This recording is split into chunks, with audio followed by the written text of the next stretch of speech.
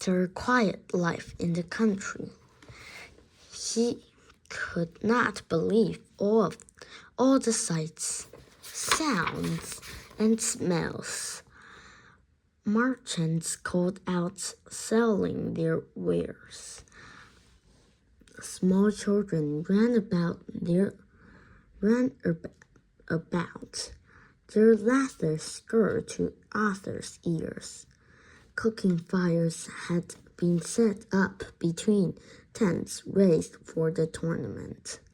Many of them bore the coat of arms of their inhabitants.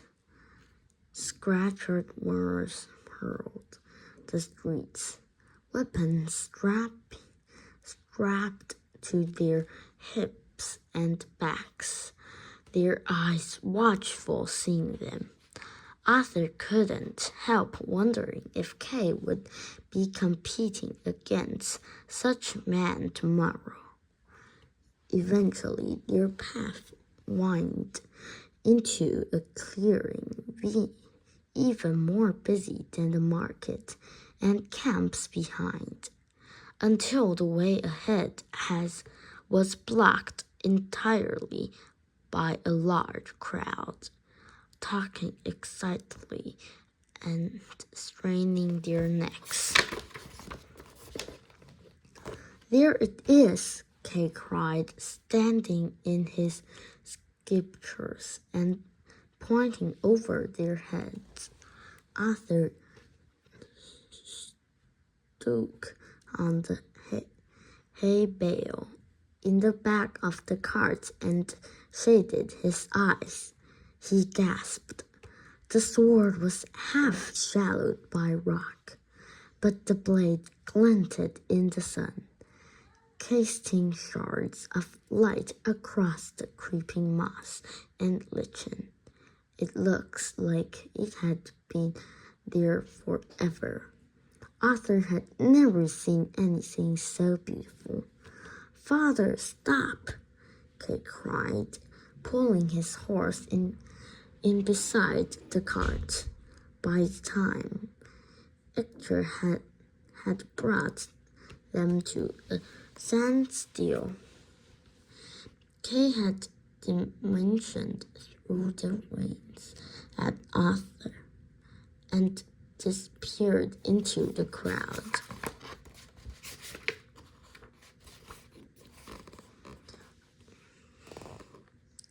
When the horses were third, Arthur, Hector, and Emery found Kay standing at the front of the faced crowd, at the base of the enormous rocks, gazing up in wonder.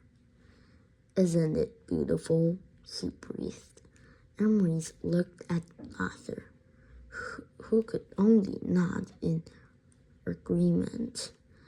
The simple plumelet and crossguard shone brightly, calling out to every man and boy in the crowd, offering them a future quietly golden. Even Arthur, with no love in swords in general, felt drawn to his one in particular.